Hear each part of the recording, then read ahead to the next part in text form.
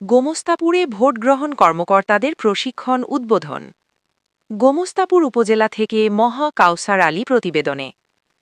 আসন্ন ত্রয়োদশ জাতীয় সংসদ নির্বাচন ও গণভোট উপলক্ষে চাঁপাইনবাবগঞ্জের গোমস্তাপুরে ভোটগ্রহণ কর্মকর্তাদের ৩ দিনব্যাপী প্রশিক্ষণ কর্মশালা শুরু হয়েছে। শুক্রবার সকাল ১০টায় উপজেলার রহনপুর পৌর এলাকার আহমদ্দি বেগম সরকারি উচ্চ বিদ্যালয় মিলনায়তনে এই প্রশিক্ষণ কর্মশালার উদ্বোধন করেন রিটার্নিং কর্মকর্তা ও জেলা প্রশাসক শাহাদাত হোসেন মাসুদ। উপজেলা নির্বাচন অফিস আয়োজিত উদ্বোধনী অনুষ্ঠানে সভাপতিত্ব করেন সহকারী রিটার্নিং কর্মকর্তা ও উপজেলা নির্বাহী কর্মকর্তা জাকির মুন্সি। বক্তব্য রাখেন জেলা পুলিশের অতিরিক্ত পুলিশ সুপার একরামুল হক, গোমস্তাপুর সার্কেলের অতিরিক্ত পুলিশ সুপার হাসান তারেক, জেলা নির্বাচন অফিসার আজাদুল হেলাল, গোমস্তাপুর থানার ওসি আব্দুল বারিক।